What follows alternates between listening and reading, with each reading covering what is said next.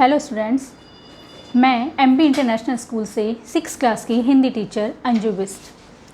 आज हम हिंदी फर्स्ट का पार्ट 2 पढ़ेंगे जिसका नाम है कश्मीरी सेब। तो आप लोग अपने अपनी बुक ओपन कर लीजिए।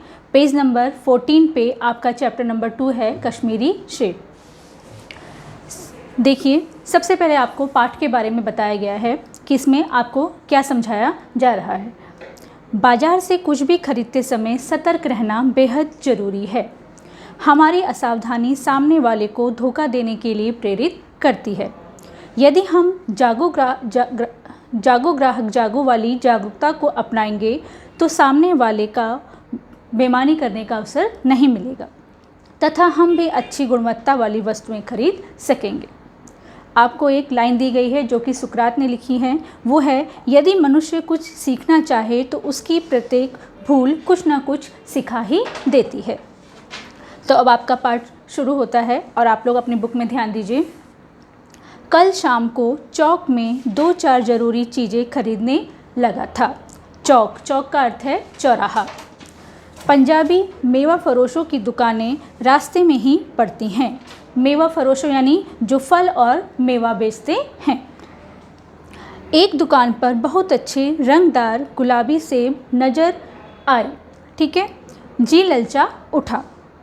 आजकल शिक्षित समाज में विटामिन और प्रोटीन के शब्दों पर विचार करने की प्रवृत्ति हो गई है। प्रवृत्ति का मतलब आदत सी।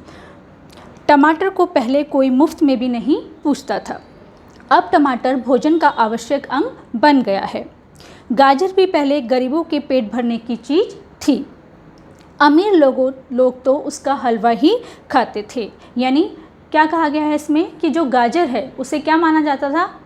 तुच्छ माना जाता था। उसे अपने खाने में लोग क्या नहीं करते थे? शामिल नहीं करते थे। यानी उसका सलाद खाना भी पसंद नहीं करते थे। सिर्फ अमीर लोग उसका क्या खाते थे? हलवा ही खाते थे। और गरीब व्यक्ति क्या करता था? उसको खाकर अपना पेट भरता था। मगर अब पता चला है कि गाजर में भी बहुत विटामिन है, इसलिए गाजर को भी मेज़ों पर स्थान मिलने लगा है। मेज़ों पर यानी खाने की मेज़ पर, टेबल पर। ठीक है ना। और सेब के विषय में तो यह कहा जाने लगा है कि एक सेब रोज़ खाइए तो आपको डॉक्टर की ज़रूरत नहीं रहेगी। डॉक्टर से बचने के लिए हम निबोरी तक खाने को तैयार हो सकते हैं। निबोरी यानी नीम का फल, जो क्या होता है? कड़वा होता है। ठीक है ना। वो क्या करता है? दवाई की तरह काम करता है। दवाई भी हमारी क्या होती है? कड़वी होती है। सेब तो रस और स्वाद में अगर आम से बढ़कर नहीं है तो घटकर भी नहीं है। हाँ, बनारस के लंगड़े और लखनऊ के दशहरी और बम्बई के अल्फांसो की बात दूसरी है। यानी ये क्या है? सब आम की प्रकार हैं। ठीक है, उनकी वैरायटियाँ हैं। उनकी टक्कर का फल तो संसार में दूसरा है ही नहीं। तो काफ़ी है ना यह सब। अब क्या है आपका इसमें दिया है, इन विषयों पर अभी किसी पश्चिमी डॉक्टर की रिसर्च देखने में नहीं आई है।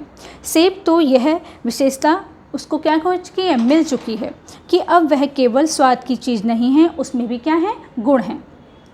हमने दुकानदार से मोल भाव किया और आधा सेर सेब खरीद लिया। दुकानदार ने कहा, बाबूजी बड़े मज़ेदार सेब आए हैं, खासकर कश्मीर के। आप ले जाएं, खाकर तबीयत क्या हो जाएगी? खुश हो जाएगी। कश्मीर के सेब क्या हैं?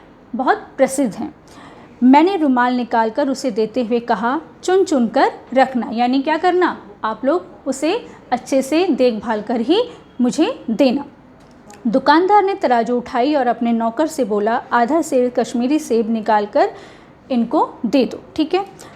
नौकर 4 सेब लाया। दुकानदार ने तोला और एक लिफाफे में उन्हें रखा और रुमाल में बांधकर मुझे दे दिए। मैंने 4 आने उसके हाथ में रखे। घर आकर लिफाफा ज्यों का त्यों रख दिया। जैसे लाए थे वैसा ही, ज्यों का त्यों का मतलब जैसे लाए थे वैसा ही रख दिया। रात को सेब या कोई दूसरा फल खाने का कायदा यानी नियम नहीं है। फल खाने का समय तो प्रातःकाल ही यानी सुबह के समय ही है। आज सुबह हाथ मुंह धोकर जो नाश्ता करने के लिए एक सेब निकाला तो वह सड़ा हुआ था। 1 रुपये के आकार का छिलका गल गया था। समझा रात को दुकानदार ने देखा ना होगा। दूसरा निकाला मगर वह आधा सड़ा हुआ था। अब संदेह हुआ दुकानदार ने मुझे क्या नहीं दिया है, धोखा तो नहीं दे दिया है। तीसरा सेब निकाला, वह सड़ा तो न था मगर एक तरफ दबकर बिल्कुल क्या हो गया था, पिचक गया था। धोखा देखा। चौथा देखा तो वह तो क्या था, बेदाग था मगर उसमें एक काला सुराग था, जैसा क्या होता है अक्सर बेरों में होता है। काटा तो भीतर वैसे ही धब्बे दिखाई दिए जैसे कि सड़े बेर में होते हैं। एक सेब भी खाने लायक नहीं निकला।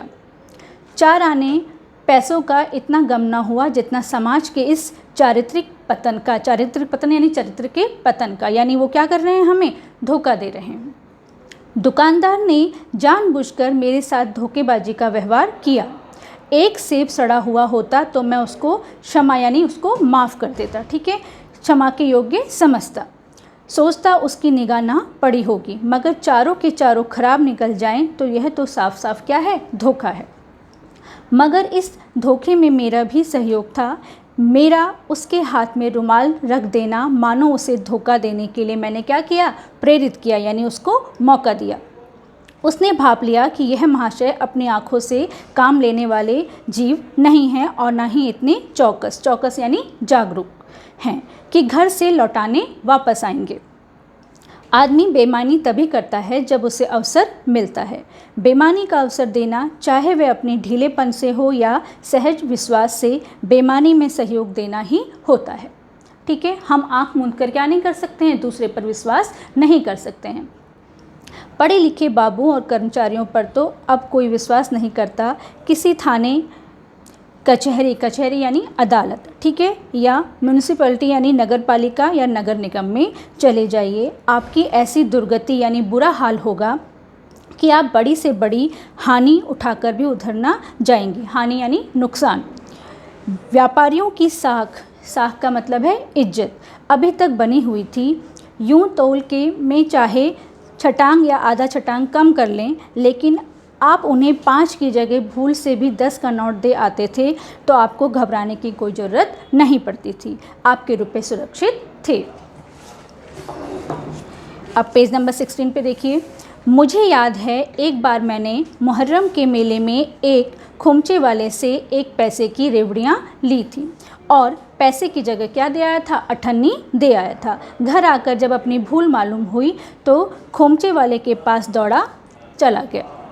आशा नहीं थी कि वह अठन्नी लौटाएगा, लेकिन उसने प्रसन्नचित भाव से, प्रसन्नचित यानी खुश मन से, ठीक है, अठन्नी लौटा दी और उल्टे मुझसे क्या करी उसने, क्षमा मांगी यानी माफ़ी मांगी।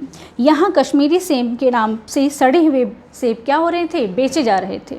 मुझे आशा है पाठक बाजार में जाकर मेरी तरह आंखें बंद ना कर लिया करेंगे, ठीक है, नहीं तो उन्हें भी कश्मीरी सेब ही मिलेंगे। यानी यहाँ पर क्या कहा गया है, इस पूरे पाठ में आपको यह बताने का प्रयास किया गया है कि जब भी हम कोई सामान खरीदते हैं, बाजार जाते हैं, तो हमें क्या करना चाहिए, जब हम मोल भाव कर रहे हैं तो हमें अपने सामान को भी ढंग से देख लेना चाहिए कि वो ख़राब तो नहीं है, ठीक है ना। Thank you.